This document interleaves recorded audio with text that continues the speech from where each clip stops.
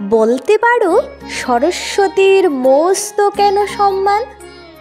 বিদ্যে যদি বলো তবে গণেশ কেন কম যান? সরস্বতী কি করেছেন মহাভারত লেখেননি? ভাব দেখে তো হচ্ছে মনে তর্ক করাও শেখেননি। তিন ভুবনে গণেশ দাদার নেই জুড়ি পাণ্ডিত্যে, অথচ তার বোনের দিকে ভক্তি কেন চিত্তে? সমস্ত রাত ভেবে ভেবে এই পেয়েছি উত্তর, বিদ্যা যাকে বলি তারই আরেকটি নাম সুন্দর।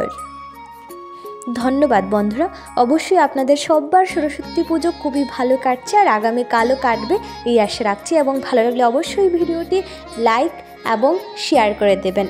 এভাবে নিত্য নতুন ভিডিও পেতে অবশ্যই আমার চ্যানেলের সাথে থাকবেন। বলতে পারো সরস্বতীর মস্ত কেন সম্মান? বিদ্যে যদি বলো তবে গণেশ কেন কম যান? সরস্বতী কি করেছেন মহাভারত লেখেননি?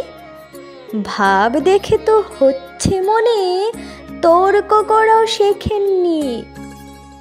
তিন ভুবনে গণেশ দাদার নেই জুড়ি পাণ্ডিত্যে, অথচ তার বোনের দিকে ভক্তি কেন চিত্তে? সমস্ত রাত ভেবে ভেবে এই পেয়েছি উত্তর, বিদ্যা যাকে বলি তারই আরেকটি নাম সুন্দর।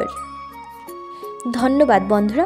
অবশ্যই আপনাদের সববার সরস্বতী পুজো খুবই ভালো কাটছে আর আগামীকালও কাটবে এই আশা রাখছি, এবং ভালো লাগলে অবশ্যই ভিডিওটি লাইক এবং শেয়ার করে দেবেন। এভাবে নিত্য নতুন ভিডিও পেতে অবশ্যই আমার চ্যানেলের সাথে থাকবেন। বলতে পারো সরস্বতীর মস্ত কেন সম্মান? বিদ্যে যদি বলো তবে গণেশ কেন কম যান? সরস্বতী কি করেছেন মহাভারত লেখেননি? ভাব দেখে তো হচ্ছে মনে তর্ক করাও শেখেননি।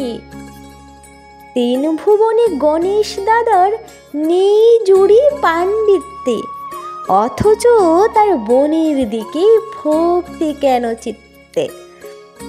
সমস্ত রাত ভেবে ভেবে এই পেয়েছি উত্তর, বিদ্যা যাকে বলি তারই আরেকটি নাম সুন্দর। ধন্যবাদ বন্ধুরা। অবশ্যই আপনাদের সববার সরস্বতী পুজো খুবই ভালো কাটছে আর আগামীকালও কাটবে এই আশা রাখছি, এবং ভালো লাগলে অবশ্যই ভিডিওটি লাইক এবং শেয়ার করে দেবেন। এভাবে নিত্য নতুন ভিডিও পেতে অবশ্যই আমার চ্যানেলের সাথে থাকবেন।